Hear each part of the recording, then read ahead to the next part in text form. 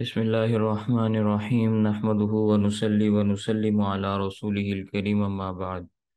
اللہم صلی علی محمد وعلی آل محمد کما صلیت علی ابراہیم وعلی آل ابراہیم انک حمید مجید اللہم بارک علی محمد وعلی آل محمد کما بارکت علی ابراہیم وعلی آل ابراہیم انک حمید مجید۔ آج کے اس سبق میں آپ کے سامنے جو تذکرہ رکھنا چاہتا ہوں وہ سید محمد جون پوری کے حوالے سے ہے۔ تذکرہ تو اس کا بہت لمبا ہے، لیکن میں مختصر انداز میں اپنے وقت کے اندر بات کو مکمل کرنے کی پوری کوشش کروں گا۔ سید محمد جون پوری مہدی ہونے کا دعوے دار تھا اور نبی ہونے کا دعوے دار تھا۔ اس کے دعویٰ جات میں انشاءاللہ آپ کے سامنے پیش کروں گا۔ بعض دعاوی اس کے ایسے ہیں جن سے یہ بات بھی ثابت ہوتی ہے کہ یہ شخص اللہ تعالیٰ کے بارے میں بھی عجیب و غریب قسم کے نظریات کا حامل تھا۔ اس کی ولادت ہوئی ہے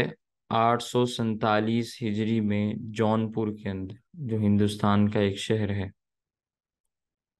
اور اس کے پیروکار آج بھی موجود ہیں جن کو مہدوی کہا جاتا ہے۔ مہدویہ یا مہدوی ان کا نام ہے، اور وہ اپنے پیشوا کو یعنی سید محمد جون پوری کو مہدی موعود کے نام سے یاد کرتے ہیں۔ سید محمد جون پوری کے والد کا نام تھا سید خان، اور والدہ کا نام الولایت بی بی تھا، لیکن اس کے پیروکار مہدویوں نے ایک بہت بڑی سازش کی اور تاریخ کو بدل ڈالا،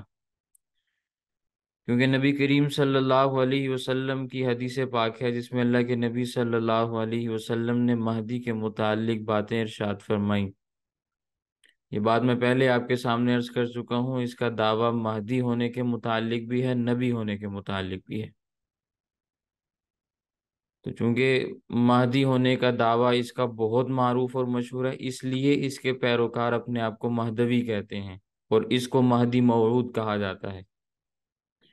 تو اللہ کے نبی صلی اللہ علیہ وسلم کی حدیث پاک ہے جس میں اللہ کے نبی صلی اللہ علیہ وسلم نے یہ ارشاد فرمایا کہ مہدی کا نام محمد ہوگا، اور اس کے والد کا نام میرے والد کے نام پر ہوگا، یعنی عبداللہ ہوگا۔ تو مہدویوں نے ایک سازش کی، عرصہ دراز کے بعد جب سید محمد جون پوری دنیا سے چلا گیا، مر گیا، تو اس کے بعد انہوں نے اس کی ماں کا نام بھی تبدیل کر دیا، باپ کا نام بھی تبدیل کر دیا۔ اب جو ان کے رسائل اور کتابیں چھپتی ہیں ان میں اس کی والدہ کا نام بھی تبدیل شدہ ہے، آمنہ نام رکھ دیا، اور باپ کا نام بھی عبداللہ کہا جاتا ہے، سید عبداللہ۔ تو اصل میں اس کے باپ کا نام سید خان اور والدہ کا نام الولایت بی بی ہے، ٹھیک ہے۔ لیکن لوگوں کو مغالطہ دینے کے لیے، دھوکہ دینے کے لیے، کیونکہ اللہ کے نبی صلی اللہ علیہ وسلم کی اس حدیث پاک کی وجہ سے لوگ ان سے سوالات بہت کیا کرتے تھے۔ اللہ کے نبی صلی اللہ علیہ وسلم نے تو یہ ارشاد فرمایا ہے، تو تم کیسے کہتے ہو کہ بھی یہ سید محمد جون پوری مہدی ہے، حالانکہ اس کے باپ کا نام الگ ہے، ماں کا نام الگ ہے۔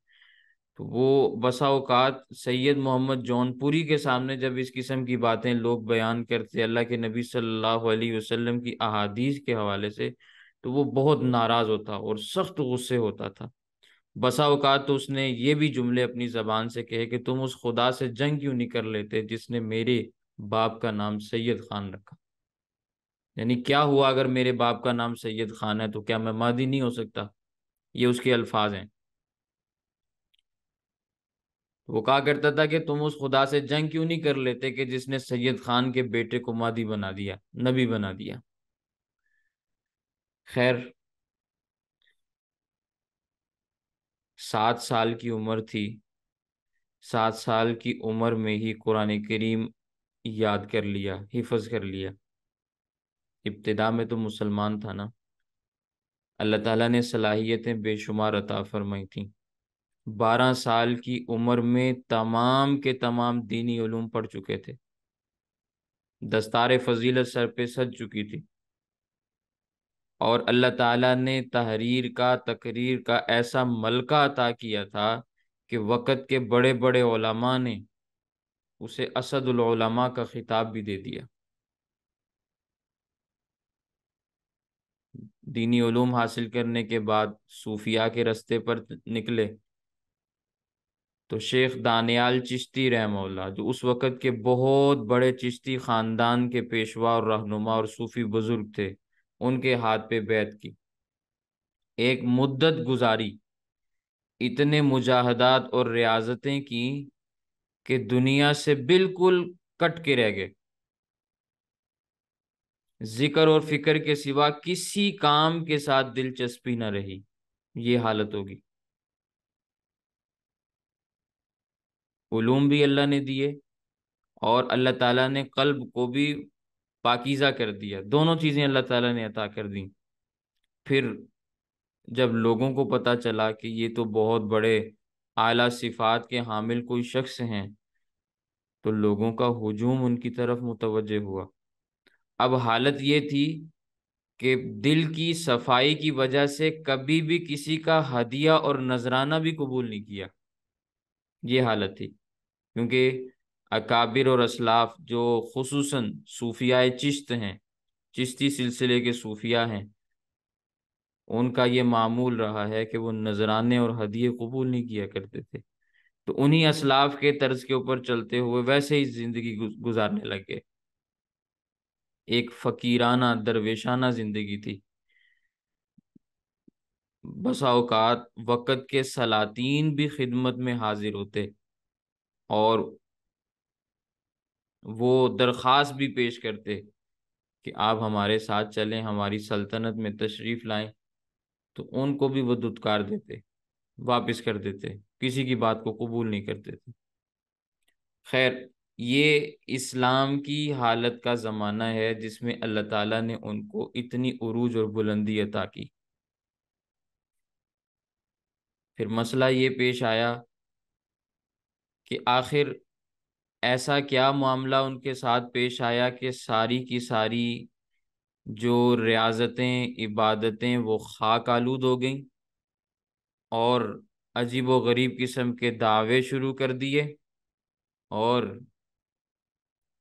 سارا کا سارا پانسا ہی پلٹ گیا۔ تو اس بات کو سمجھنے کے لیے آپ کو ایک جنگ کی جانب جانا پڑے گا جو اس زمانے میں ہوئی، اور اصل میں سید محمد جون پوری کی خدمت میں وقت کے سلاطین آتے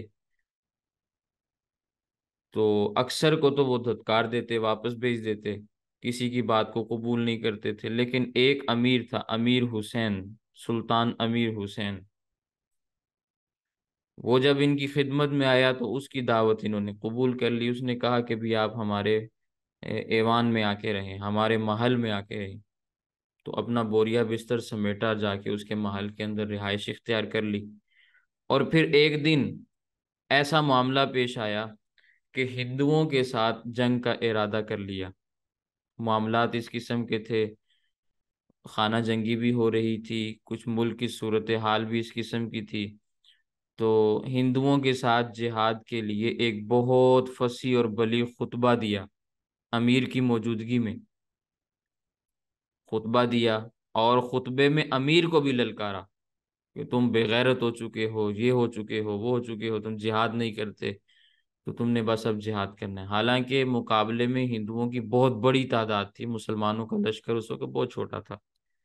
چھوٹا اس لیے نہیں تھا کہ مسلمانوں کی تعداد زیادہ نہیں، چھوٹا اس لیے تھا کہ مسلمان چھوٹی چھوٹی ریاستوں کے اندر تقسیم تھے، تو امیر حسین کی اپنی ایک سلطنت تھی چھوٹی سی، وہ کتنی فوج وہ جمع کر سکتا، لیکن وہ خاموش اس لیے تھا ان کی تقریر میں کہ وہ ان کا عقیدت مند تھا۔ خیر، سید محمد جون پوری کے کہنے پہ لشکر تیار ہوا، حاکم ایک طرف بیٹھا ہے، انہوں نے لشکر کی تیاری کا حکم دے دیا، خود میدان میں نکلے اور خود ہی جا کر سارا معاملہ کرنا شروع کر دیا۔ مقابلے کے اندر راجا دلیپ رائے آئے، جو بہت بڑا راجا تھا ہندوؤں کا، اور وہ بہت بڑا بت پرست قسم کا راجا تھا۔ ایسا بت پرست تھا کہ اس کے جسم کے اوپر بھی مورتیاں بنی ہوتی تھیں، اور اس کو یہ بات بہت ناگوار گزرتی تھی کہ کوئی ہندو ہندوستان کی سرزمین پر اسلام کو قبول کرے۔ جب اسے پتہ چلتا تھا نا کہ فلاں قبیلے نے اسلام قبول کر لیا، فلاں نے کر لیا، تو کڑتا تھا اندر سے، اور کسی طرح سے مسلمانوں کو ختم کرنا چاہتا تھا، لیکن کر نہیں سکتا تھا، اس لیے کہ ارد گرد ساری ریاستیں مسلمانوں کی تھی، بیچارہ اکیلا تھا۔ لیکن لشکر اس کے پاس بہت بڑا تھا، ہاتھیوں کی تعداد تھی، گھوڑے تھے، ساز و سامان خوب تھا، اور اس کے پاس جو فوج تھی وہ بھی مرنے مارنے کے لیے تیار تھی۔ بہرحال مقابلہ ہوا، اور مقابلے کے اندر راجہ دلیپ رائے کو خود سید محمد جون پوری نے اپنی تلوار سے قتل کیا۔ جب تلوار سے قتل کیا تو اس کا جو جسم ہے اس کے اوپر سے کپڑے ہٹ گئے، اور انہوں نے دیکھا کہ اس کے دل کے اوپر، سینے کے اوپر مورتی بنی ہوئی ہے۔ اب ایک طرف سید محمد جون پوری ہے، اور دوسری طرف دوسرے مذہب کا بہت بڑا راجا ہے، رہنما ہے۔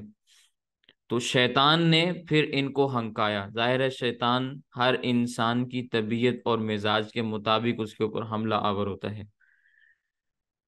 تو جب یہ فتح، یہ کامیابی دیکھی کہ مسلمانوں کا چھوٹا سا لشکر اتنے بڑے لشکر کے مقابلے میں فتح پا گیا، اور میں نے اپنی تلوار سے اتنے بڑے بندے کو مار دیا، تو تھوڑے سے زام کے اندر مبتلا ہوئے۔ پہلے کبھی میدان میں نکلے نہیں تھے، بند کمرے کی ریاضتیں، مجاہدات، ساری چیزیں تھیں، تو میدان میں پہلی دفعہ نکلے اور چھا گئے، تو اس سے طبیعت کے اندر اچھال پیدا ہوا۔ اور پھر معاملہ یہاں تک پہنچا کہ ایک دن خواب میں ایک چیز نظر آئی۔ کہتے ہیں کہ بھی مجھے ایک صوفی بزرگ نظر آئے، بہت ہی خوبصورت قسم کے، سفید لباس میں ملبوس تھے۔ انہوں نے آ کر مجھے یہ بات کہی کہ تم نے بہت بڑا کارنامہ سر انجام دیا ہے، لہٰذا آج کے بعد ہم تمہیں مہدی ہونے کا خطاب عطا کرتے ہیں۔ اب واللہ عالم یہ خواب درست تھا یا غلط تھا، جو بھی معاملہ تھا، اگر پہلی زندگی کے حساب سے دیکھا جائے تو ہو سکتا ہے خواب بالکل درست ہو، اور اس قسم کے خواب اولیاء اللہ کو آ جانا کوئی عجیب و غریب قسم کی بات نہیں ہے۔ تمام اولیاء کے ساتھ اس قسم کے معاملات ہوتے ہیں، اور شیطان ان کو راہ راست سے بھٹکانے کی کوشش کرتا ہے۔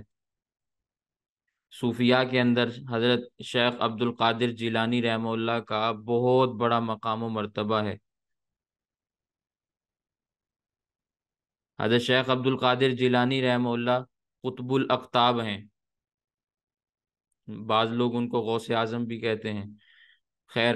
لیکن جو بھی معاملہ ہے، ہم ان کو ولایت کے اندر آفتاب تسلیم کرتے ہیں، بہت بڑے اللہ کے ولی ہیں۔ اس قسم کا معاملہ تو ان کے ساتھ بھی پیش آیا، جب ان کے سامنے کسی نے آواز لگائی، غیب سے آواز آئی۔ اب آواز تو کوئی پس پردہ ہی دے رہا تھا نا، تو آواز کیا آئی کہ بھی تمہاری ریاستوں کی وجہ سے، تمہاری عبادتوں کی وجہ سے ہم نے تمہیں معاف کر دیا،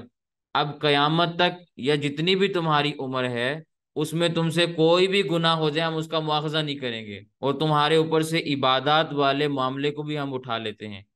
اب تم مکلف نہیں ہو عبادات کے۔ تو حضرت شیخ عبد القادر جیلانی رحمہ اللہ صاحب فراست بزرگ تھے،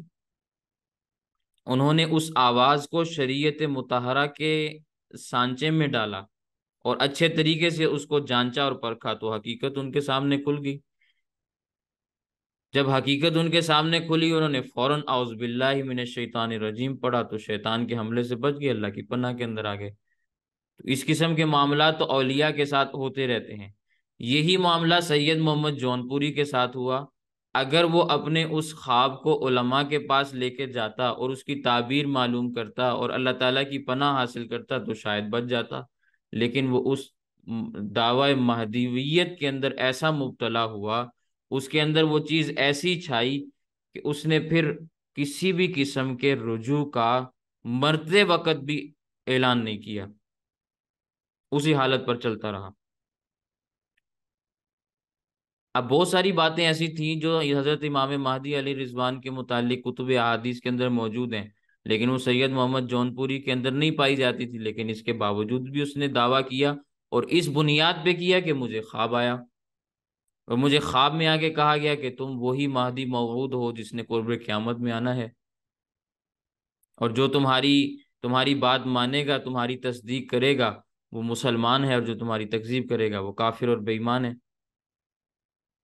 اب جب لوگوں کو اس کے اس دعوے کا علم ہوا تو عوام کل انعام جاہلوں کی طرح ہوتی ہے، اس کے پیچھے چل پڑی۔ اب لوگ آ رہے ہیں اس کی عقیدت میں مبتلا ہیں، چونکہ پہلے سے عقیدت میں مبتلا تھے، اب وہ عقیدت ویسے ہی برقرار ہے، لوگ آتے ہیں، ہاتھ چومتے ہیں اور مہدوی بن جاتے ہیں، جس علاقے میں کا رخ کرتے ہیں لوگ اس کے پیچھے، یہاں تک کہ وقت کے سلاطین، سلطان غیاث الدین جیسے بڑے بڑے سلاطین اس کے اوپر ایمان لے آئے، اس کے دعوے کو تسلیم کر لیا۔ جس علاقے میں جائے حکومت کی سرپرستی میں کام شروع ہے کہ لوگ اس کے قریب آ رہے ہیں، اب علماء اس کے ساتھ مناظرے مذاکرے کرنے کی کوشش کرتے ہیں لیکن بھاگتا ہے۔ جس طرح ایک باطل کی چال ہوتی ہے کہ وہ چکما دے کر چلا جاتا ہے، بالکل اسی طرح جہاں علماء کا زور چلتا جس ریاست کے اندر، وہاں سے وہ اس کو نکلوا دیتے، لیکن اس نے ہر ریاست کا دورہ کیا، ایک ایک ریاست میں گھوما۔ عجیب و غریب اس کی فطرت تھی، اللہ تعالیٰ کی طرف سے بعض چیزیں بعض انسانوں کو ملتی ہیں، جن علاقوں سے اس کو نکلوایا گیا وہ وہاں بھی نہیں ٹھہرا، اور جن علاقوں میں اس کی بہت آؤبگت کی گئی، اس کو سلطان شاہی مہمان بنایا گیا، وہ وہاں بھی نہیں ٹھہرا، بس چلتا چلا گیا، ہر علاقے میں جاتا اور اپنی دعوت کا کام کرتا چلا جاتا۔ بہت لوگ اس کے ہاتھ پہ ایمان لائے، بہت لوگ ایمان لائے، بڑے بڑے مساجد، بڑی بڑی خانقاہیں، ساری کی ساری اس کے حلقہ ارادت کے اندر شامل ہوئی، یہاں تک کہ اللہ کے نبی صلی اللہ علیہ وسلم نے چونکہ یہ بات ارشاد فرمائی، احادیث میں موجود ہے کہ مہدی آئیں گے تو لوگ ان کو مطاف کے اندر پہچانیں گے، حالت طواف میں بیت اللہ کے قریب، بیت اللہ میں پہچانیں گے۔ تو اس نے بیت اللہ کا سفر کیا، حج کا سفر کیا، حج کا کیا یا عمرے کا کیا، بہرحال اس علاقے کا بھی سفر کیا، اور وہاں جا کر اس نے مقام ابراہیم کے پاس کھڑے ہو کر اعلان بھی کیا کہ میں مہدی ہوں، جو میری مہدویت کے اوپر دعوی انا مہدی مبین مراد اللہ، میں واضح طور پر مہدی ہوں اور اللہ کی مراد ہوں، جس کو اللہ نے قرب قیامت میں بھیجنا ہے، میں وہی مہدی ہوں، واضح طور پر اعلان کیا۔ لوگ وہاں بھی اس کے ہاتھ کے اوپر ایمان لائے، اور وہاں بھی اس کی بات کو تسلیم کیا۔ وہاں سے چلتا چلتا پھر یہ نبی کریم صلی اللہ علیہ وسلم کی مسجد مدینہ منورہ میں، مسجد نبوی میں گیا، وہاں جا کر بھی اس نے یہ بات کہی،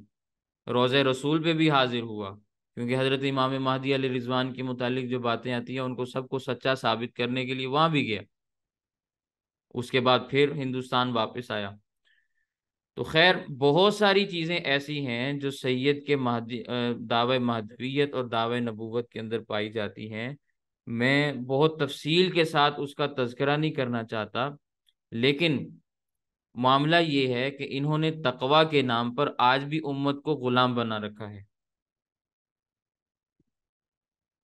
تقوی کے نام پر آج بھی لوگوں کو گمراہ کر رکھا ہے۔ میں اگر اس کی مثال آپ کو سمجھانا چاہوں، میں قادیانیوں کے متعلق مستقل موضوعات پہ بحث کروں گا انشاءاللہ کل یا اس کے بعد، اور بہت تفصیل کے ساتھ بحث کروں گا۔ یہ تو مختصر سے تذکرے ہیں جو میں چاہ رہا تھا کہ بہت معروف نام ہے ہمارے ہندوستان کے، اس لیے ان کا تعارف ہمارے لوگوں کو ہونا چاہیے، اس لیے میں نے ان لوگوں کا تذکرہ کیا، وگرنہ حاجت نہیں ہے ان لوگوں کا نام لینے کی، اور یہ طبقہ آج بھی موجود ہے، ناپید نہیں ہوا، اس لیے میں نے اس کا تذکرہ کرنا مناسب سمجھا۔ اب میں جو مثال آپ کے سامنے عرض کرنے لگا ہوں، آپ ذرا اس کو سمجھیں۔ میں نے ایک بات حضرت عبداللہ ابن عمر رضی اللہ تعالیٰ عنہ کے حوالے سے محرم الحرام کے کورس میں عرض کی تھی کہ حضرت عبداللہ بن عمر رضی اللہ تعالیٰ عنہ طواف کر رہے تھے تو ایک عراقی آیا، اب حضرت کو تو نہیں معلوم تھا کہ یہ عراق کا بندہ ہے، تو اس نے مسئلہ معلوم کیا کہ حضرت حالت احرام میں مکھی کو مار سکتے ہیں؟ یا جوں کو مار سکتے ہیں، بعض روایات میں مکھی کے الفاظ ہیں، بعض میں جوں کے الفاظ ہیں۔ تو پوچھا کہ بھی جوں کو مار سکتے ہیں؟ حضرت نے سر اٹھایا، اوپر دیکھا، کہا کہ کہاں سے آئے ہو؟ کہنے لگا عراق سے۔ تو حضرت عبداللہ بن عمر رضی اللہ تعالیٰ نے فرمایا جب تم نے رسول اللہ صلی اللہ علیہ وسلم کے نواسے حضرت علی کے بیٹے حضرت حسین کو شہید کیا، تب تو عبداللہ بن عمر سے نہیں پوچھا کہ حسین کو شہید کر سکتے ہیں کہ نہیں کر سکتے، اب جوں کا مسئلہ لے کر عبداللہ بن عمر کے پاس آئے ہو۔ سمجھانا میں یہ چاہتا ہوں کہ یہ نام نہاد تقوی ہوتا ہے، دکھلاوا ہوتا ہے تقوی کی آڑ میں۔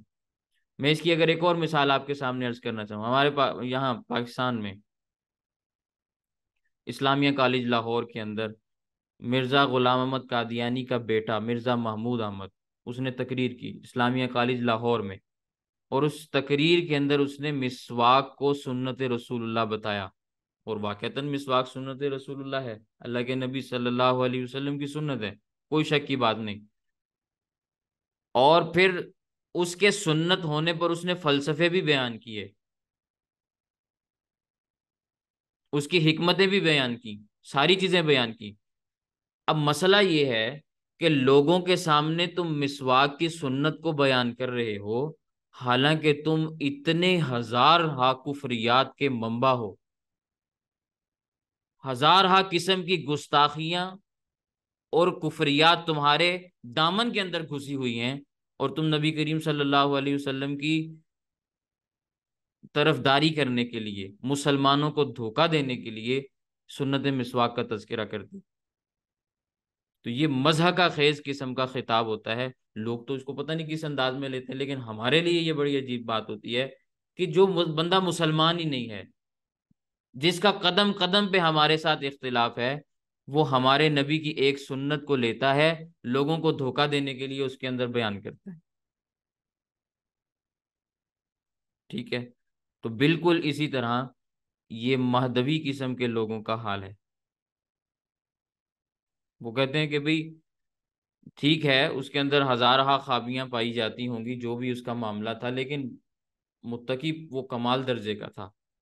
پرہیزگار اعلیٰ درجے کا تھا، اس کے اندر جو صفات اللہ تعالیٰ نے اس کو دی تھی وہ کسی اور کے اندر اللہ نے نہیں رکھی تھی۔ تو آج بھی وہی بات کہتے ہیں،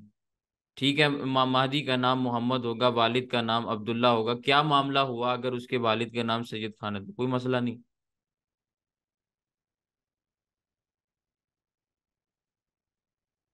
سمجھ میں آئی؟ میں بس مختصر انداز میں اس کے ان دعاوی کا آپ کے سامنے تذکرہ کرنا چاہتا ہوں، جو دعاوی ان کی کتابوں کے اندر پائے جاتے ہیں، اور انہوں نے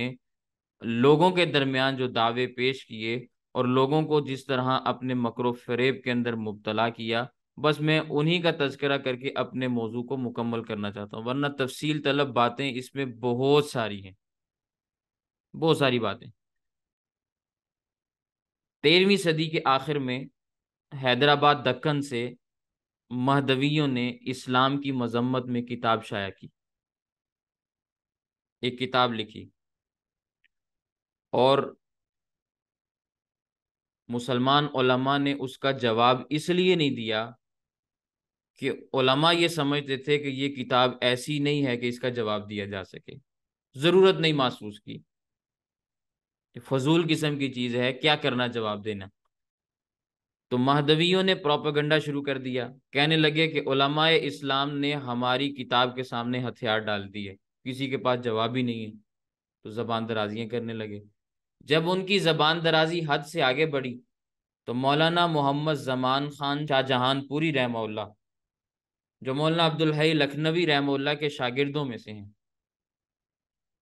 انہوں نے ایک کتاب لکھی جس کا نام ہے ہدیہ مہدویہ۔ آج بھی وہ موجود ہے، کسی کو اگر کہیں سے پرانے مکتبوں سے لائبریری سے مل جائے تو اس کو ضرور پڑھیں۔ اس کے اندر انہوں نے تمام مہدوی اقوال کو خود انہی کے اصولوں کے ذریعے رد کیا، اور ان کے مذہب کو باطل، ان کے مذہب کا باطل ہونا یہ بھی واضح فرما دیا۔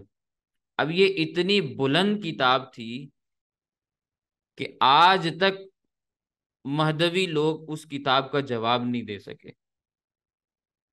اب انہوں نے جواب اس کا کیا دینا؟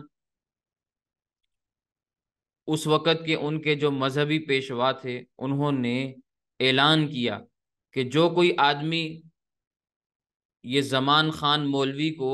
شاہ جہان پوری کو موت کے گھاٹ اتارے گا،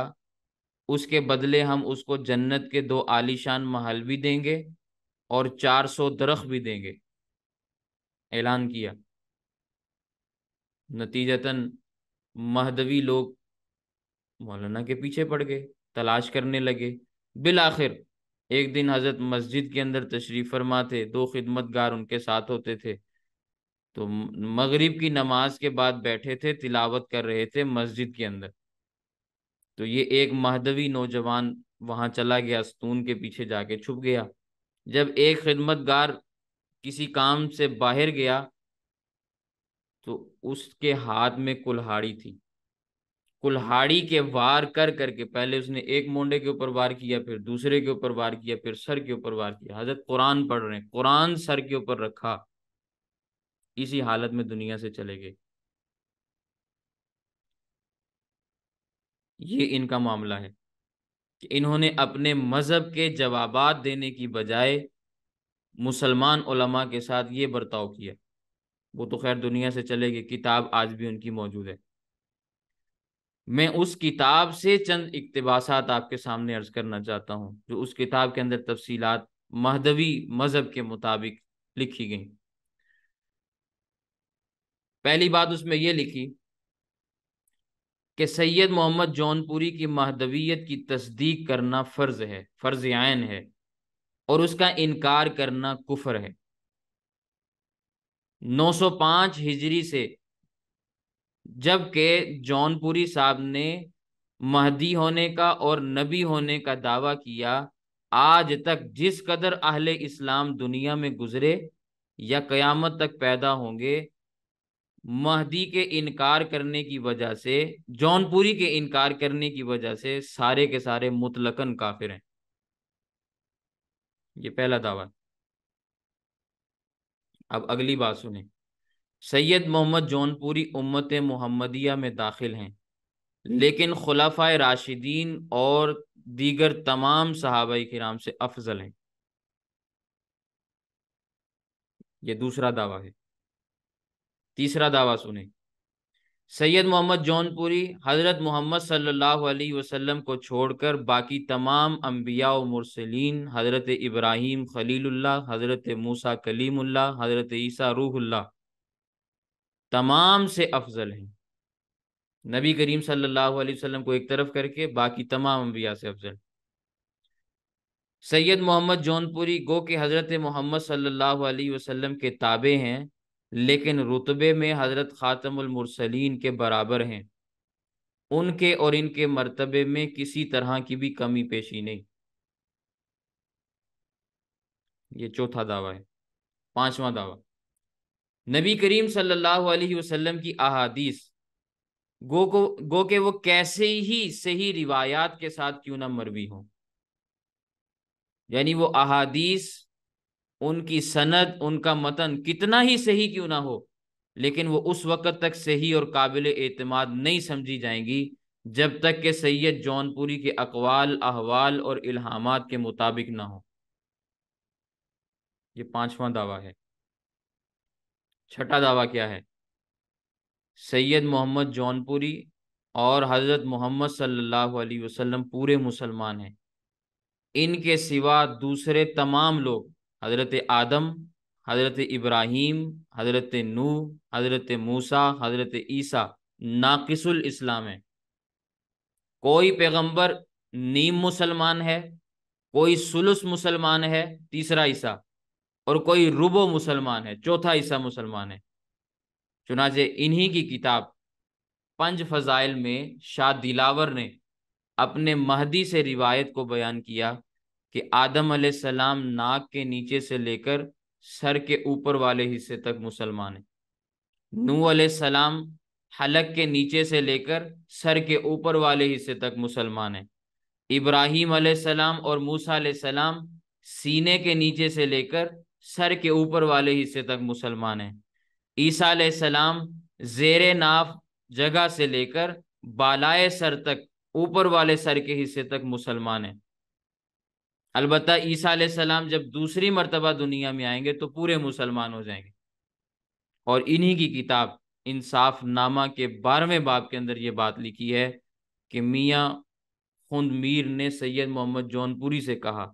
کہ تمام دنیا میں دو مسلمان ہمیں معلوم ہوتے ہیں، ایک محمد صلی اللہ علیہ وسلم اور ایک آپ محمد جون پوری۔ تو سید جون پوری نے جواب دیا کہ جی ہاں ایسا ہی ہے۔ بعض انبیاء کا سر مسلمان تھا، بعض انبیاء کا دایاں پہلو مسلمان تھا، بعض کا بایاں پہلو مسلمان تھا، اور بعض انبیاء ایسے تھے جن کے دونوں پہلو مسلمان تھے۔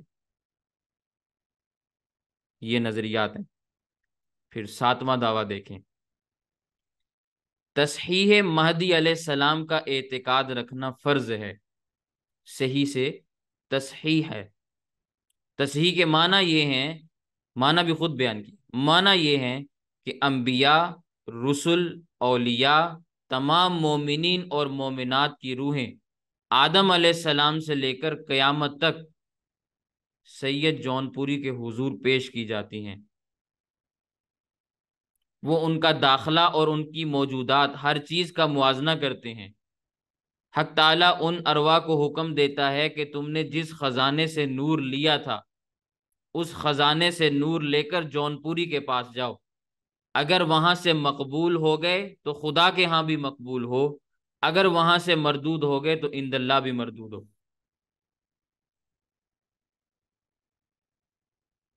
یہ 7واں دعویٰ ہے۔ 8واں دعویٰ دیکھیں، سید جون پوری رسول ہیں، صاحب شریعت ہیں۔ ان کی شریعت کے احکامات، ان کی شریعت کے بعض احکامات شریعت محمدیہ کے احکامات کے لیے ناسخ ہیں۔ کیا معنی؟ ایک ناسخ ہوتا ہے، ایک منسوخ ہوتا ہے۔ منسوخ جو حکم ختم ہو چکا اسے منسوخ کہا جاتا ہے۔ ناسخ وہ حکم ہے کہ جس حکم کی وجہ سے چیز منسوخ ہو گئی۔ تو جون پوری کی شریعت آئی تو شریعت محمدیہ کے بعض احکامات کو اس نے منسوخ قرار دے دیا، تو جون پوری کی شریعت ناسخ بنی، اور محمد صلی اللہ علیہ وسلم کی شریعت نعوذ باللہ من ذالک منسوخ ٹھہری۔ دعویٰ آپ دیکھیں کہ صاحب شریعت رسول ہیں، یہ 8واں دعویٰ ہے۔ 9واں دعویٰ، سید جون پوری منصب نبوت اور رسالت کے علاوہ بعض صفات الوہیت میں اللہ تعالیٰ کے شریک ہیں۔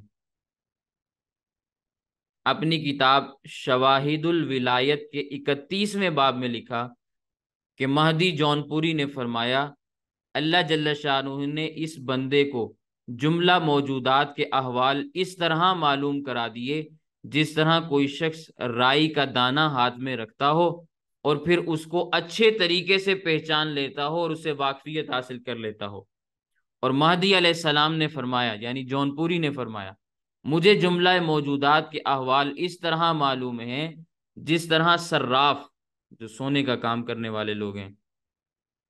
سونے اور چاندی کو ہاتھ میں لے کر ہر طرف گھماتا اور پھراتا ہے اور ہر طریقے سے اس کو پہچان لیتا ہے۔ میرے سامنے دنیا کے احوال یوں ہیں۔ اور اپنی کتاب 5 فضائل میں لکھا کہ جس طرح سید جون پوری کے لیے یہ سارے کے سارے احوال ہیں، اسی طرح اس کا خلیفہ میاں دلاور کے حق میں اس نے یہ بات کہی کہ میاں دلاور عرش سے لے کر تحت الثری تک، یعنی زمین کے آخری کونے تک، جتنی بھی نیچے زمینیں ہیں ان کی بھی آخری مٹی تک، اس کے سامنے ہر چیز ایسے روشن ہے جیسے کسی شخص کے ہاتھ میں رائی کا دانہ ہو، یوں ساری کی ساری کائنات اس کے سامنے۔ واضح رہے کہ یہ عقائد ہمارے اللہ تعالیٰ کے بارے میں ہیں، انبیاء کے بارے میں بھی ہم یہ تصور نہیں کرتے، اور انہوں نے جون پوری کے حوالے سے یہ باتیں نقل کی۔ اور پھر 10واں دعویٰ دیکھیں، عالم کائنات میں بعض چیزیں ایسی ہیں جن کا خالق خدا نہیں ہے۔ کائنات میں بعض چیزیں من کل الوجوہ غیر مخلوق ہیں، بعض من وجہ مخلوق ہیں، بعض من وجہ غیر مخلوق ہیں۔ آگے فارسی کی عبارت لکھی ہے، وہ تو میں آپ کے سامنے نہیں عرض کرنا چاہتا، لیکن اتنی بات آپ کے سامنے عرض کرنا چاہتا ہوں، یہ اہل اسلام کا مذہب نہیں ہے۔ ہندوستان کے اندر آریہ سماج کے ہاں یہ تصور پایا جاتا تھا کہ وہ کائنات کی بعض چیزوں کو اللہ تعالیٰ کی مخلوق نہیں سمجھتے۔ تو آریاؤں کی وہی تحریر اور وہی تقریر سید جون پوری کی زبان سے جاری ہوئی۔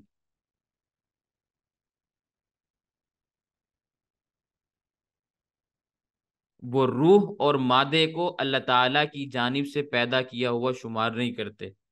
کہتے ہیں باقی ساری چیزیں اللہ نے پیدا کی، روح کو اللہ نے نہیں پیدا کیا، مادہ کو اللہ نے پیدا نہیں کیا۔ یہ آریاؤں کا مذہب ہے، یہ 10واں دعویٰ ہے۔ پھر 11واں دعویٰ دیکھیں، مہدی جون پوری کے اصحاب کا درجہ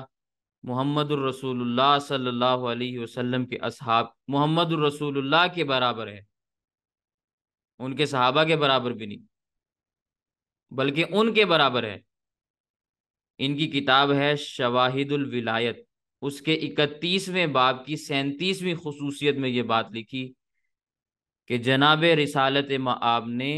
مہدی کے اصحاب کا مرتبہ اپنے مرتبے کے برابر ارشاد فرمایا، اور 5 فضائل میں لکھا کہ ایک روز میاں عبد الرحمن نے یہ حدیث پڑھی کہ رسول خدا صلی اللہ علیہ وسلم نے فرمایا کہ مہدی کے اصحاب میرے بھائی اور مرتبے میں میرے برابر ہیں۔ تو شاہ نظام نے یہ سن کر کہا یہ صفت عوام اصحاب مہدی کی ہے، عوام اصحاب مہدی کی ہے، بڑے اصحاب کا مرتبہ اس سے بھی بلند ہے۔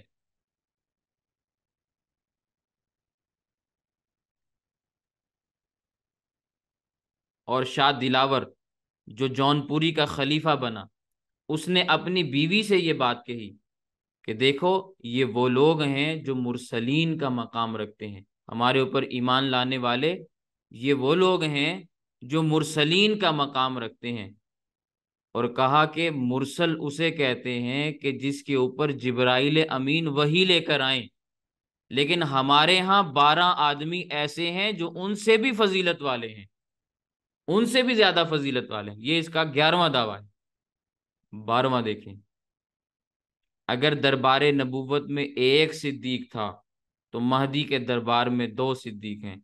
ایک سید محمود جو اس کا بیٹا تھا اور ایک خند میر جو اس کا داماد تھا۔ تو کہنے لگا نبی کریم صلی اللہ علیہ وسلم کے پاس تو ایک صدیق تھے ابو بکر رضی اللہ تعالیٰ عنہ، میرے پاس 2 صدیق ہیں، اگر وہاں خلفائے راشدین 4 تھے تو میرے ہاں 5 ہیں، سید محمود، خند میر، میاں نعمت، میاں نظام، میاں دلاور۔ اگر وہاں 10 مبشرہ ہیں تو یہاں 12 مبشر ہیں۔ یہ 12واں دعویٰ ہے۔ پھر 13واں دعویٰ ہے کہ مہدی جون پوری کے نواسے سید محمود بن خند میر کے ساتھ لڑکپن میں خدا ہمیشہ کھیلا کرتا تھا، نعوذ باللہ من ذالک۔ اور شواہد الولایت، آخری بات عرض کر رہا ہوں، شواہد الولایت کے 8ویں باب میں شیخ مہاجر نے ایک واقعہ نقل کیا اپنے بارے میں، کہنے لگا کہ شیخ مہاجر نے مردہ زندہ کیا اور حضرت مہدی موعود یعنی جون پوری نے اس کو عیسیٰ علیہ السلام کا مقام عطا فرمایا کہ تو نے چونکہ مردہ زندہ کیا ہے، میں چونکہ مہدی ہوں تو عیسیٰ ہے، مہدی اور عیسیٰ اکٹھے ہوں گے، تو اس کو اس کو عیسیٰ علیہ السلام کا مقام عطا فرمایا۔ پھر جو کتاب کا مصنف ہے وہ یہ بات لکھتا ہے کہ ذات مہدی کے فیض یاب کو چاہیے کہ مقام عیسیٰ پر فائز ہونے کے باوجود کم بِإِذْنِ اللہ کہنے سے احتراز کرے۔ جون پوری نے تجھے عیسیٰ تو بنا دیا، لیکن مقام عیسیٰ پر فائز ہونے کے بعد یہ نہیں ہے کہ تو جس کو مرضی کہہ دے کم بِإِذْنِ اللہ اور اٹھ کے کھڑا ہو جائے، یہ کہنے سے تم نے احتراز کرنا ہے، دعویٰ جو جھوٹا تھا۔ ایک آدمی پتہ نہیں کیسے زندہ ہوا، اس کے کہنے پہ ہوا یا کیا معاملہ تھا، شیطان نے کیا تصرف کیا، وہ جو بھی مسئلہ تھا اس کی تفصیل موجود نہیں، چاہیے تو یہ تھا کہ اس کے گواہ پیش کیے جاتے، لیکن بہرحال جو بھی ان کا مذہب ہے، تو کہنے لگا کم باذن اللہ کہنے سے احتراز کرو، یعنی یوں نہ کہا کرو، اس لیے کہ کسی کے سامنے جا کے کہے گا کم باذن اللہ، اس نے کون سا کھڑا ہونا ہے، عیسیٰ تو یہ نہیں ہے، تو خام خواہ لوگوں کے درمیان پھر یہ بات چلے گی کہ یہ جھوٹا مسیح ہے، اس نے محض دعویٰ کیا ہے، یہ عیسیٰ نہیں ہے، تو اس لیے کہا کہ بھی تم اس چیز سے ویسے ہی اعتراض کرو۔ خیر، یہ میں نے کچھ باتیں آپ کے سامنے عرض کی، اس قسم کی بے شمار کفریات ہدیہ مہدویہ کے اندر موجود ہیں۔ ان ساری کی ساری تحریروں کے بعد بھی اگر کوئی شخص یہ سمجھے کہ سید جون پوری اپنے پہلے حالات کے اعتبار سے ویسا ہی مقتدا ہے جیسا کہ اس کو مانا گیا تھا، ویسا ہی اسد العلماء ہے جیسے کہ علماء نے اس کو خطاب دیا، ویسا ہی مسلمان ہے جیسے کہ اولیاء مسلمان ہوتے ہیں اور اصفیاء اور اتقیاء میں سے ہے، تو یہ ان کی بھول ہے۔ ان سارے کے سارے دعووں کے بعد اس کو ہم ادنا سا مسلمان بھی تصور کرنے کے لیے تیار نہیں، جو پوری امت کے مسلمانوں کو کافر کہے ہم اسے مسلمان ماننے کے لیے تیار نہیں، جو نبی کریم صلی اللہ علیہ وسلم کی برابری کا دعویٰ کرے ہم اس کو مسلمان ماننے کے لیے تیار نہیں، جو اللہ کے نبی صلی اللہ علیہ وسلم کے ساتھ نبوت اور رسالت کے اندر اپنی شراکت کو ظاہر کرے، صاحب شریعت پیغمبر ہونے کا دعویٰ کرے، اس کی نبوت کو ہم ماننے کے لیے تیار نہیں، جو اسلام کے منسوخ ہونے کا اعلان کرے اور اپنی شریعت کے ناسخ ہونے کا اعلان کرے، ایسے شخص کے اوپر ہم تھوکنے کے لیے بھی تیار نہیں۔ تو کیسے ممکن ہے کہ اس قسم کے افراد ہماری کتابوں کے اندر تذکروں میں پائے جائیں، یا اس قسم کے افراد ہمارے ہیرو کے طور پر ہماری قوم کے سامنے پیش کیے جائیں اور نوجوانوں کو بتایا جائے کہ یہ تو ہمارے ہیرو تھے، ان کی تو بڑی خدمات ہیں، ہندوستان کی تاریخ ان کے بغیر مکمل نہیں ہوتی۔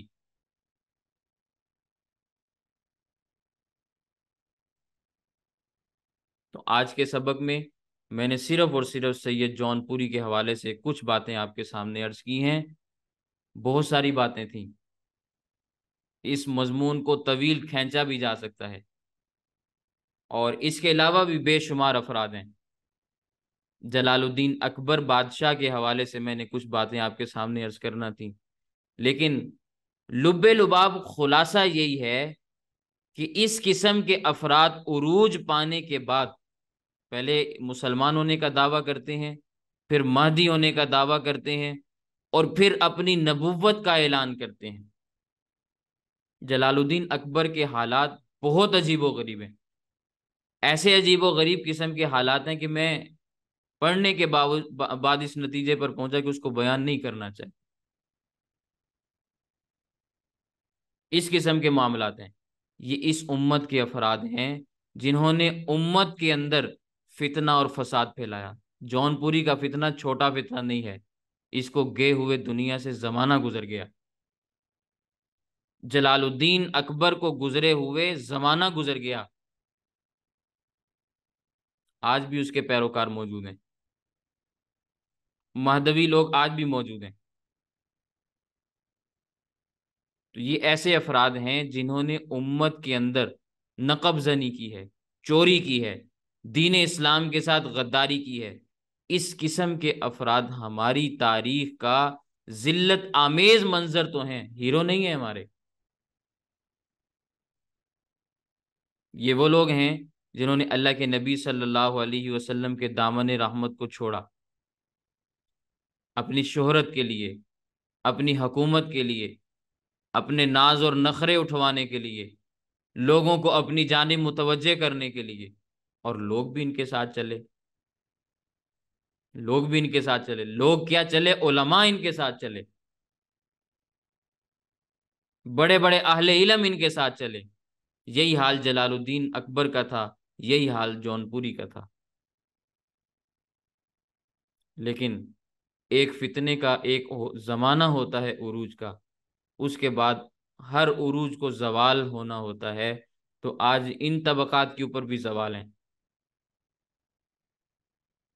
لیکن ایک زمانہ ایسا تھا کہ جب انہوں نے امت کو گمراہ کرنے کی کوئی کسر باقی نہیں چھوڑی، کوئی کسر باقی نہیں چھوڑی۔ جون پوری کے زمانے کے علماء اہل اقتدار کے اس کے سر پر ہاتھ رکھنے کی وجہ سے اتنے تنگ اور پریشان تھے، اس کے بارے میں ایک جملہ نہیں بول سکتے تھے، کوئی سننے کے لیے تیار نہیں تھا۔ لوگ اس کے بارے میں بات سننے کے لیے تیار نہیں تھے، اس لیے کہ اس کے معتقد تھے، اس کے ہاتھ پہ بیعت کی ہوئی تھی، لوگ نذرانے بھی دیتے، عقیدتیں بھی نچھاور کرتے، ایمان بھی فروخت کرتے، خلاف بات نہیں سنتے تھے۔ آپ اندازہ لگائیں کیسا وہ زمانہ ہوگا۔ جلال الدین اکبر کے زمانے میں کوئی اہل علم عالم بادشاہ کے سامنے کلمہ حق نہیں کہہ سکتا، اس کو سمجھا نہیں سکتا۔ چند جاہل قسم کے ملا اس کے ارد گرد جمع ہیں، اس کو پٹیاں پڑھاتے ہیں، دین اسلام سے بدظن کرتے ہیں، پھر وہ جیسے احکامات دیتا ویسے ہی ملک کے اندر نفاذ ہوتا۔ یہاں تک کہ اس کے اپنے استاذ سید عبد النبی، جن کی وہ بچپن میں جوتیاں اٹھاتا رہا، جب انہوں نے اس کو سمجھانے کی کوشش کی تو سرے دربار سب کے سامنے ان کے چہرے کے اوپر مکے اور لاتیں ماری، ان کو یوں ذلیل و رسوا کیا گیا، زندان میں ڈالا گیا،